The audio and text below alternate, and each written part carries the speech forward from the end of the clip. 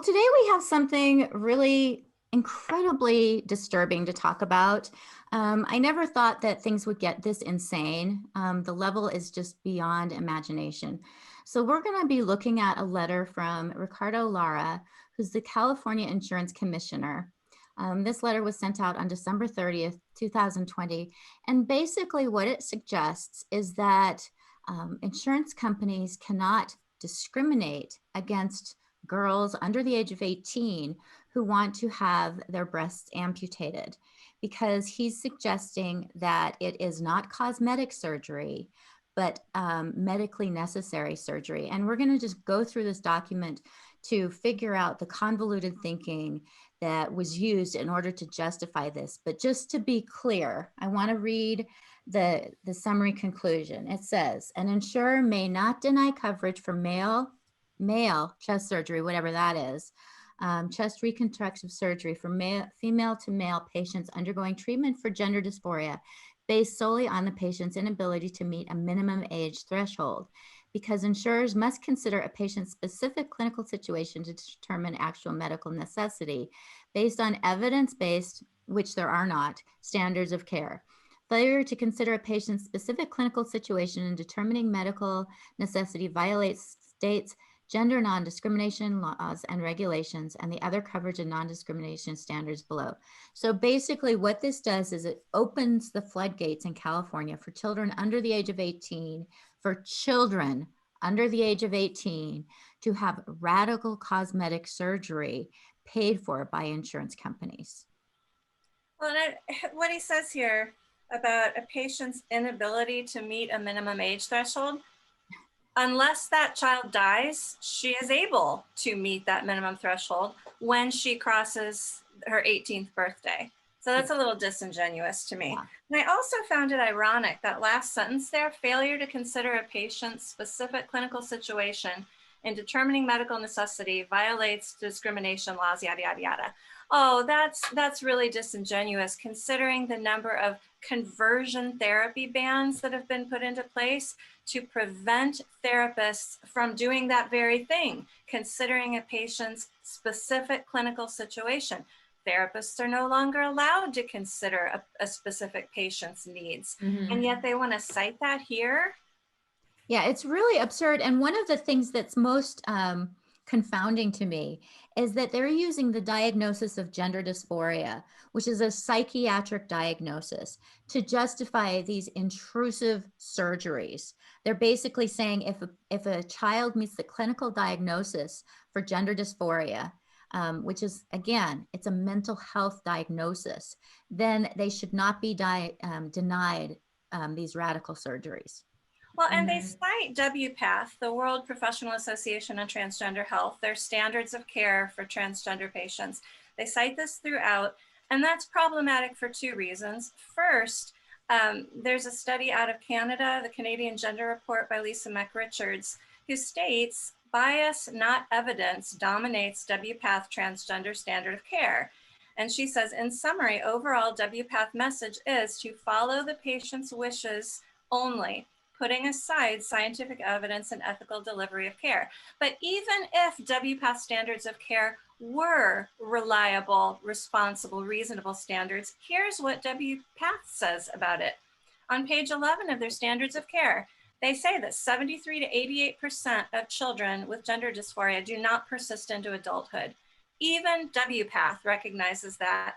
And they state on page 17, the current evidence base is insufficient to predict the long-term outcomes of completing a gender role transition during early childhood.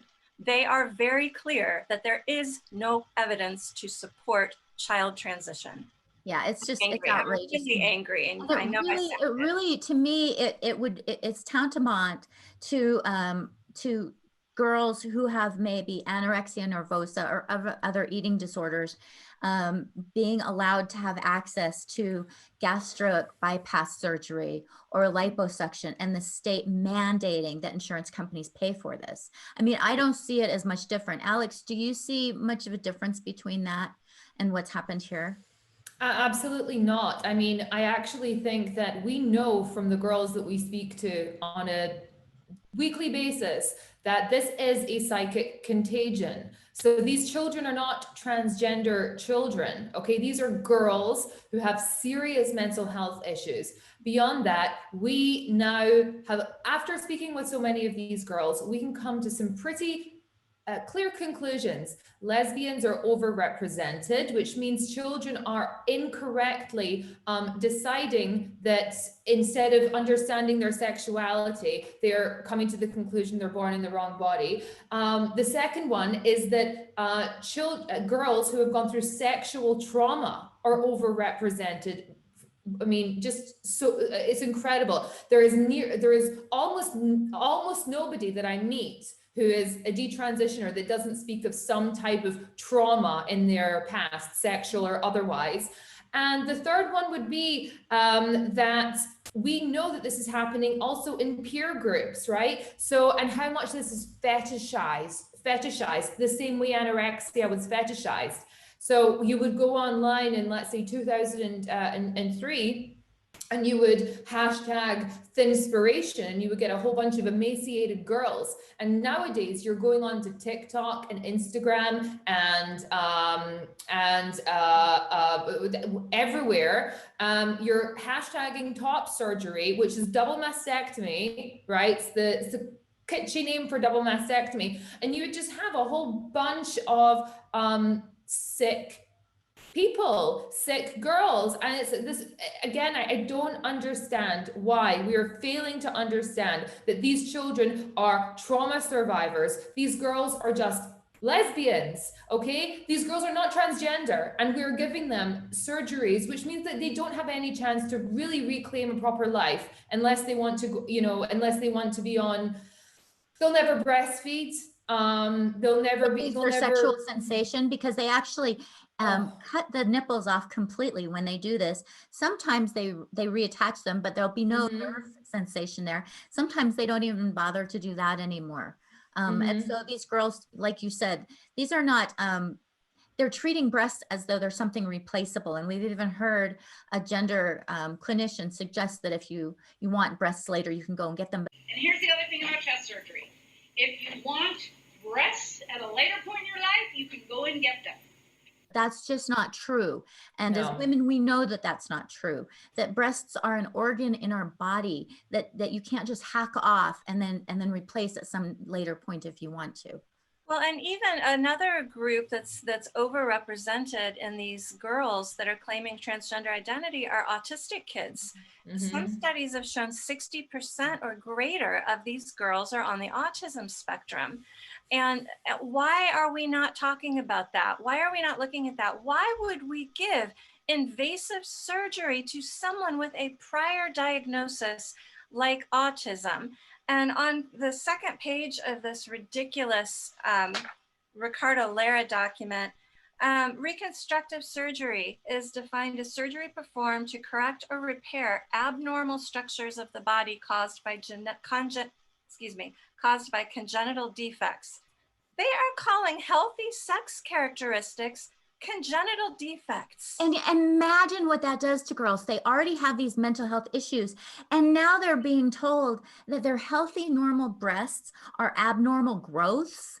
Like, to me, that is infuriating. And as you said, they've actually banned therapy that will help these kids in many places. This is therapy that we know, cognitive behavioral therapy that we know can help get them through this difficult time, especially knowing the rate of detransition. And yet somehow we've decided they are not allowed to get that kind of therapy, but they are allowed to have to consent to having their breasts amputated, to having they're completely healthy. This is a body organ removed for no other reason than they're uncomfortable with it, which most girls are when they start puberty. Most girls are uncomfortable with their changes in their body when they start puberty. And now we're saying you can just say that that's an abnormal growth and have it lopped off. It's unbelievable.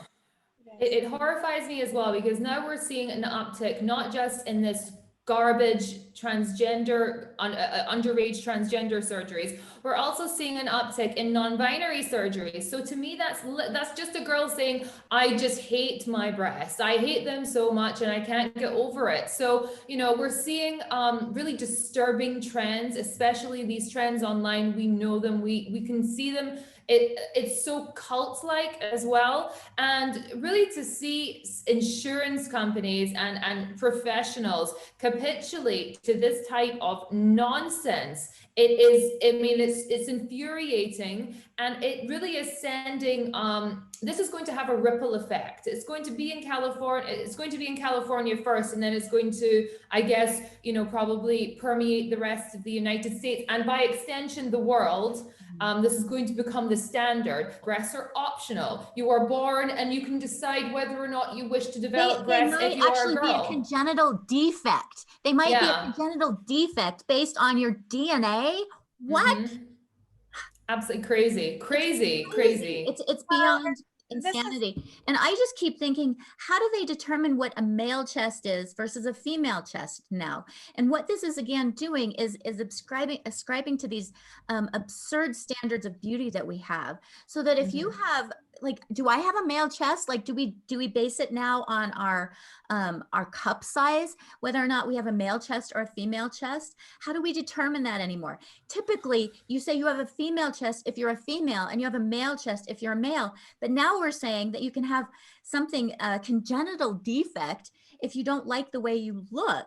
And this, I'm sure, is going to bleed into other types of surgeries, such as hysterectomy. Oh, you have this like growth of a uterus in your body that you don't want, so you can have it removed as a child before you're even old enough to consent to, to sex, before you're even old enough to vote, before you're old enough to get tattoos. You can have these organs removed because now they're classifying them as defects or developmental abnormalities. Well, and going back to what you said about having a male chest versus a female chest, what exactly does that mean? But if you look at the last page of this ridiculous document, they're talking about age requirements and the use of a strict age minimum for coverage of male chest reconstructive surgery would also constitute prohibited discrimination based on yada, yada, yada age. So by this definition, taken out to its logical conclusion, any girl who has not entered puberty yet has a male chest.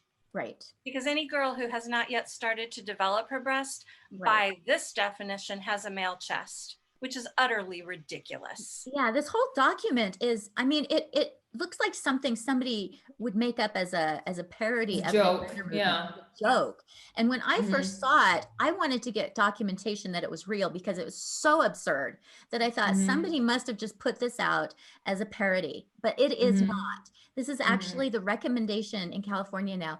And what infuriates me is that people will say over and over and over again, they don't do these surgeries on minors. Well, guess what? Not only do they do these surgeries on minors, but now California is saying insurance companies have to pay for it. And my question is, are they then going to mandate that insurance companies have to pay for reconstruction once these girls desist and realize they made a huge mistake?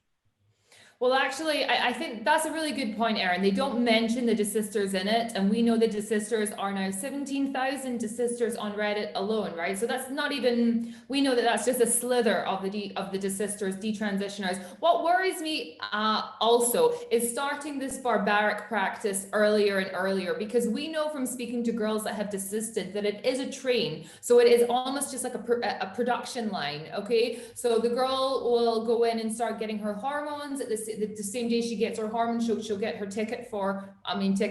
appointment for top surgery, double mastectomy. As she's walking out from the double mastectomy, she's given the appointment for the hysterectomy, and then after the hysterectomy, she's given the appointment to have the phalloplasty, which it has an 80% failure rate. So what are we going to see now? That entire process is then brought earlier and earlier. So they're starting this crazy train at 13, 12, whatever. And then they will eventually be on the production line. And we know from talking to the detransitioners that thankfully, many of them fall off of the production line before they can have the phalloplasty.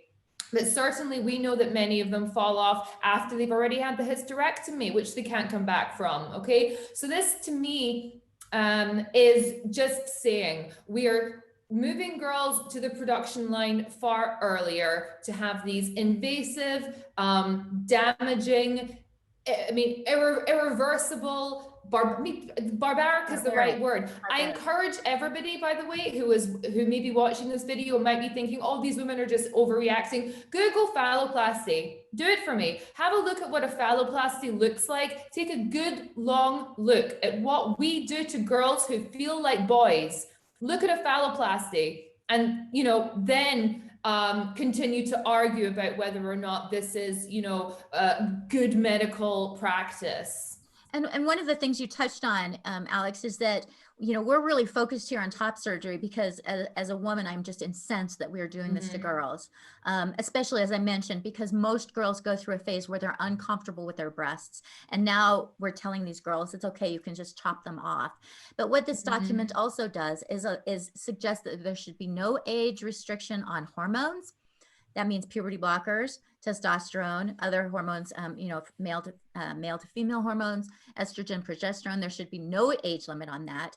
And as you said, other surgeries. This sets a precedent for other surgeries. So basically what this document is saying is that children, and it specifies no minimum age, can consent to damaging hormones, dangerous surgeries, and there's no minimum age here. So this could be an 8-year-old girl who started to develop her breasts early, could get them amputated, could get them just chopped off, have no sensation, never have the opportunity to nurse children. And it's all based on this ideology that suggests that somehow these breasts are abnormal growths, something like tumors or something, rather than natural development of a female body. An important question to ask, and I think we need to be asking ourselves more and more the same question when we see stuff like this: who does this benefit? Who does this policy benefit? And I think you guys probably both already know the answer. Well, it's not the girls, that's for sure. And it's not the parents of the girls. It's lining the pockets of everybody else who's involved in this. The pharma companies are going to be able to get the kids on lifelong blockers before the surgeons, everybody who's involved. It doesn't benefit the patient to start. Let's imagine that somebody really does need to have this surgery. Let's imagine a world where they really do. Is there even a benefit to having it done? It's 13 before your brain's fully developed versus having it at 19 or 20. No, I don't think there is. I don't think that we could even argue that. And even then, if people are going to say, oh, this is only affecting, the small population of girls, there's now 10% of all American high schoolers are defining themselves as a third sex. So either transgender or non-binary or as gender fluid or something like that. So this is a really big problem.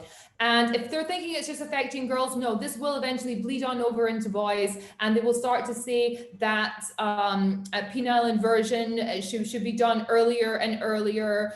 And again, if you want to have a look at what that is, take a look at vaginoplasty, Google it. Shock yourself. Go to my website even. Go to Partners for Ethical Care. We're not hiding the truth from you. Take a look. Take a good, long, hard look. What we do to boys who feel like girls and girls who feel like boys. These are not therapies. These are, they're positively medieval, what we're doing to these. And none of them they're all experimental. None of them have been proven to be effective in the treatment of gender dysphoria. And that is the crime, is that they are mandating these, as you said, they're the most heinous surgeries. These are not like minor surgeries. These are incredibly invasive surgeries. People die from these surgeries. And there's Dr. Mengele. These are Dr. Mengele kind of. They're suggesting that children can consent to them, which again, children are not able to consent. And so the fact that they're suggesting that children are able to somehow make this decision, these are children who have a documented mental health issue. So it's so convoluted. So they're using this child's mental health issue to say that they need that. And yet we know that children who have mental health issues should not undergo life-changing surgeries. So on so many levels, it makes no sense. And as Alex said, these are incredibly invasive surgeries. These are surgeries that have outrageously high negative outcomes, long-term side effects. I mean, I've read about these boys who have vaginoplasty, and they have constant bladder infections. Oftentimes, they get these fistulas between their rectal and their neo vagina, where they have feces running out of their new hole. Day and night. I mean, these are really nasty things. We're going to have boys who have their testicles cut off when they're 10 or 11 years old. It's just outrageous. And what it's doing is it's just codifying this absurdity and circumventing legislative practices, circumventing best practices of medical practitioners. And the state, by virtue of this commission, the California Insurance Commission, is basically developing policy that has these incredible negative influences on children, because now children are being told that their normal bodies basically can be abnormal. And I don't even know how you come back from that when you start telling children that the way in which their body develops in adolescence can actually be, again, the wording is a congenital defect or developmental abnormality. It's just shocking. It's really crazy as well. And the kids are then going to just they're going to be saying this. They're going to be saying, Mom, Dad, I need to have my breast removed. Look, this is what the insurance companies are saying. I mean, I know them to be abnormal, disgusting breasts. And look, the insurance companies are affirming me in that. You know, I am correct. I am right in making that. On a child's feelings. There is no other litmus test for this. There's no other way that we determine whether or not a child is going to benefit from this. There's no evidence. There's no research to suggest that this is a good idea. And it's confounding to me. And Maria, you brought up something about somebody's benefiting from this. There's loads of money in this. We have surgeons and hospitals who are making tons of money off of this. We have pharmaceutical companies, because once a child has their body physically altered so that they no longer look like the sex they were born, then it's more likely they're going to stay on those hormones. Once they've been on puberty blockers and cross-sex hormones for a while, then they're going to have hormones for the rest of their lives, because their normal hormones aren't going to develop normally, especially if they have hysterectomies. And then somebody else mentioned, like, what's happening to this tissue? You know, all this healthy tissue. Imagine this healthy tissue. Is it being thrown away? Is it being used for medical research? What's happening to all this healthy breast tissue that's being chopped off? I mean, somebody's benefiting, and it's not the children. Yeah. When you look at some of the people who are most vocal in supporting this, you mentioned a researcher or a gender clinician earlier, and I'll name her, Joanna Olson Kennedy, and her husband, who is a woman who transitioned to being a man. They have a financial interest in Enron Pharmaceuticals at least as early as 2015. That's as far back as I saw a disclosure agreement that they have a financial interest with Enro Pharmaceuticals. The two doctors who were most responsible for writing the APA statement on transgender children, they both have financial interest in gender clinics. It's not hard to follow the money. Horrifying, Maria. There's like, people are making money by mutilating children's bodies. Like, again, this is like, I don't think the comparison to Joseph Mengele is extreme. That we are actually at a point where, and what is disturbing is that when people saw what Mengele was doing, they recognized it as wrong. But we have now people in authority, policymakers who are seeing this going on, and rather than recognizing it as wrong, as experimentation on children, as harming these healthy bodies, we're having them opt into this narrative and justify it. Well, Alex called it a cult, and she's right. I'm 100% convinced that this is a cult, and we have, as a society, been brainwashed to accept the most ludicrous, heinous, ridiculous convoluted, nonsensical garbage and say, oh yeah, that's all fine. We're just like brainwashed zombies. Yes, whatever you say is fine. And it's not. No, it's not. This is child abuse. Yeah, these are children's Well, bodies. I mean, look, many things are cults, and actually, it's very strange. It's a very strange comparison. It's a very strange comparison to use cult when describing this, but it's so fitting because I actually have been looking at histories of cults, recent cults, and many of them also have self-harm components to them. We know the sex cults that happened in New York, the Nixium cult was actually about branding yourself and putting, and showing the scars as a type of initiation or whatever. When I look at some of these top surgeons' Instagram pages, I don't see beautiful work that often is done by surgeons, right? Surgeons can do fabulous things when it comes to rebuilding someone who's been in some terrible car accident or fire. And you can appreciate that work, I think. But when I look at some of these top surgeons, it's just ghoulish. Yeah, they're It's hack just jobs.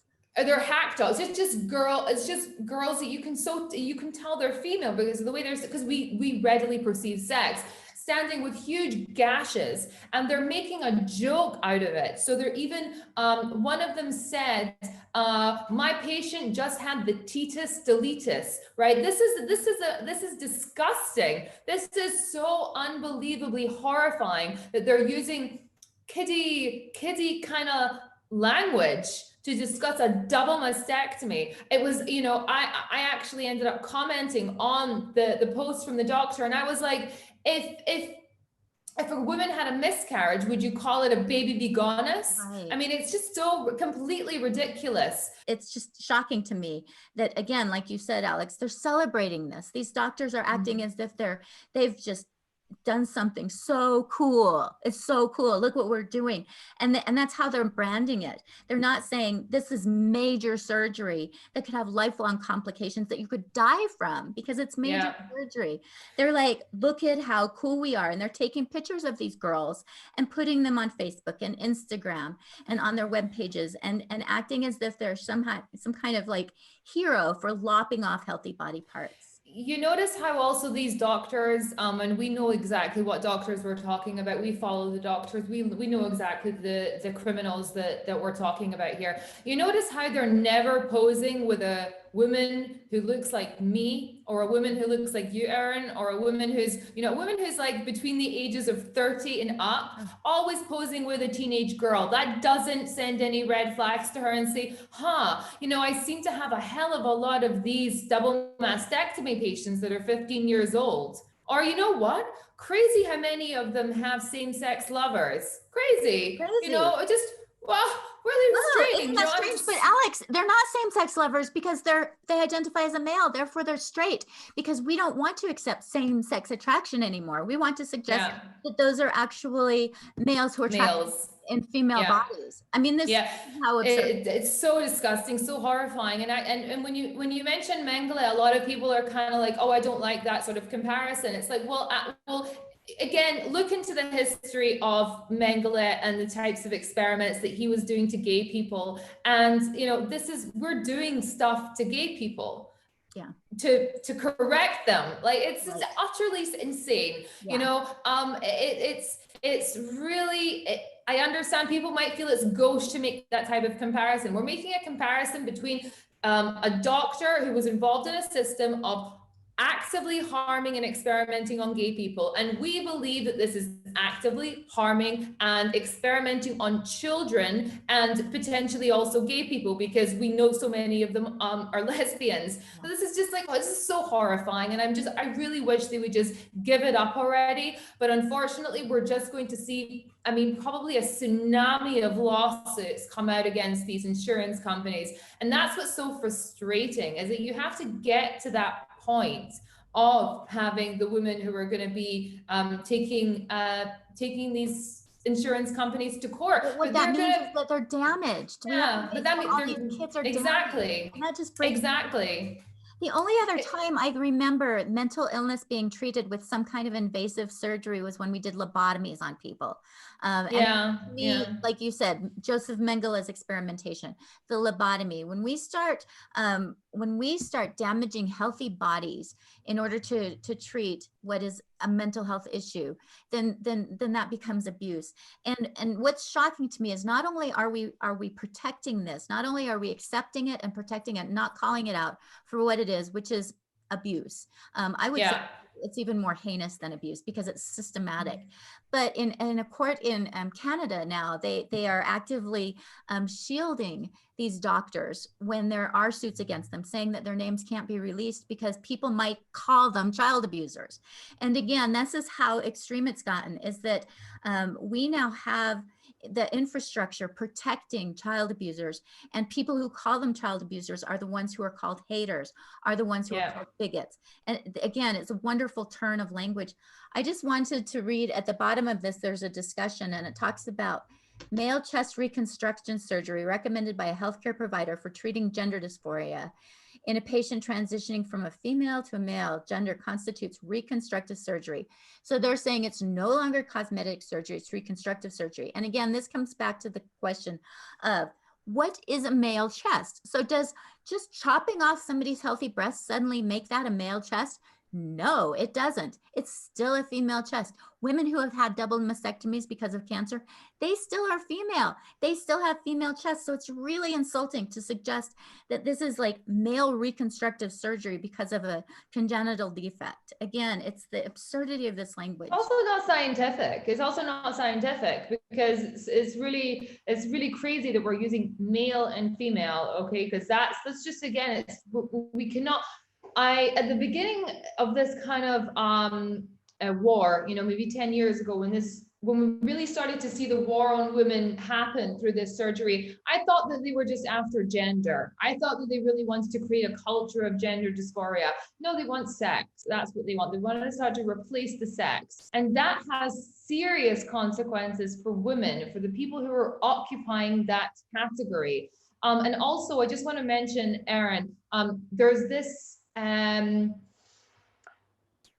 culture of BS, okay, that goes around with these surgeons, okay? I've spoken to detransitioner after detransitioner after detransitioner who didn't just tell me that they thought that they were going to have hunky-dory surgeries, okay? They were going to have amazing surgeries, but they were actually going to be able to do specific things with their new male body, like potentially get a woman pregnant, right? I mean, they were going in with such, we've spoken to them. We know that they've said to us, I thought my, neo penis was going to look amazing. And I had no idea that it was, that when the doctor said fully functional, these 18-year-old girls understood to be fully functional. What does a penis do? Okay, it serves as a reproductive organ.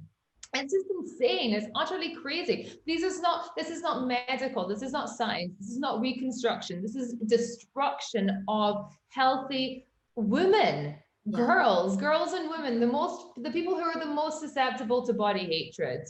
And we're capitalizing on it. Yeah, I've talked to reconstructive surgeons, and they've actually said that they've been taught in school that if somebody comes into them and thinks that, if they have some reconstructive surgery, it's going to change their lives and make their lives totally different, that person actually has body dysmorphic disorder and that they need therapy.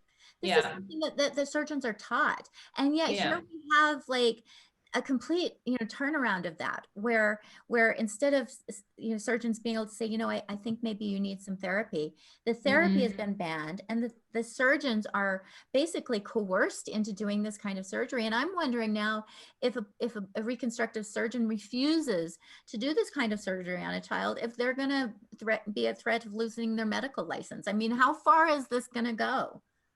Yeah, I mean, really, how far is it going to go as well? I mean, I had, like Erin, I mean, I suffered from some degree of unhappiness with my body in my teenage years. And I'm thinking that if I would have gone to a doctor and say, you know what, I really want a couple of ribs removed because would they have gone along? Obviously, they wouldn't have gone along with it. And it was through therapies like cognitive behavioral therapy that I began to accept myself and grow in to a woman. But I'm just thinking, I wouldn't have had a chance. I wouldn't have stood a chance. I wouldn't have been able to get through it. And I'm not unique. I'm not special, right? So the fact that I can recognize that I would have been caught in this trap. Yeah, I would have for sure. I mean, I have no doubt. 100%. I totally would have had my breast amputated. I would have had my my womb removed. I would have had whatever kind of interventions I could to make me look more masculine. And bottom line is, it wouldn't have helped because they never would have uncovered the underlying cause of my my trans identity. And not only that, but it would have denied me what has been one of the most joyful things in my life, which is having my children and being able to nurse them with fully functional breasts. On Yeah, the longest study that's been done, the most comprehensive study that's been done on people, came out of Sweden. They did a 30-year longitudinal study on people who had had sex reassignment surgery. And they found that, I believe it was 41% higher rate of suicidal ideation, of negative mental health outcomes than the general population. So 19% higher completed suicide. Okay, yeah. So having these surgeries has been shown to have significant negative outcomes.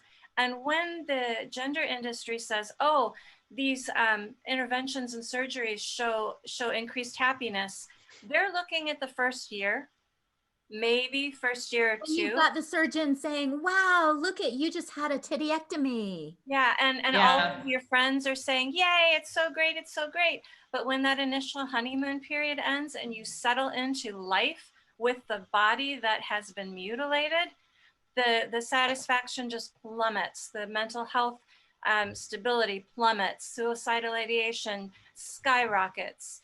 It is just horrific and unconscionable and insidious and disgusting. It really is disgusting. And it's time that people stand up against this. It's no longer okay just to sort of tusk your head and say, oh, that's just terrible. I can't believe that's happening. It's time to stand up and do something, to be vocal about this and say, this is not okay. We need to protect our children. Because what's going to happen is that if we accept the concept that there's no underage limit by which children can consent to major invasive surgery, then what else are we going to suggest that children can consent to? And it isn't a big leap to suggest that this is ultimately going to be a push to suggest that children can consent to sex. Because if they can consent to medical procedures like this, then the argument's going to be made that they're capable of making other big life decisions, such as consenting to sex. So this is, again, I use the analogy, you know, some people talk about a slippery slope and how we're headed down this path. I see it more as a cliff and us hanging on by our fingertips, and the gender industry is stomping on our fingers, and they are trying to get us to fall all the way down to the bottom of this cliff, which is ultimately children being sexualized, children completely being exploited in ways that we can't even imagine right now. Because I bet if you went back 10 years and told people that insurance companies in California were being compelled to pay for mutilating surgeries of children, nobody would have believed you. So this is how quickly this gender movement is moving. And this is a direct attack on parents' rights. It's a direct attack on the family, but this is completely circumventing, severing parents' rights to protect their children. Because if this goes through, no parent can say, I don't want my 4-year-old on puberty blockers. I don't want my 8-year-old having a mastectomy. I won't approve that. Too bad. Too damn bad. You'll approve it whether you like it or not. Yeah, and I really challenge everybody. I challenge everybody who's watching, and I challenge you to challenge people that you know about what these surgeries are and the truth about them. So like I say, come to Partners for Ethical Care, take a look at what a phalloplasty looks like. Take a good long hard look at it. Take a good long hard look at a vaginoplasty. Okay, we have the information at Partners for Ethical Care, but that information is out there. Go and seriously take a look at what this is. We may be talking about mastectomies today and top surgery and those euphemisms, but like I said, it is a production line, okay? You're lighting the match, and the end of the match is the hysterectomy and the phalloplasty. So please I hate to tell you to educate yourself, but take a look at what it is, okay? This is not reconstructive surgery. This is not it. And again, for anybody who claims that this doesn't happen to children, which I hear over and over and over again, that I'm just making this up, that I'm just a fearmonger. Well, guess what? This is documentation that not only is it happening to children, but now the insurance companies are going to pay for it. So it's going to happen to children at an increasingly younger age, and it's going to happen even more often than it happens now.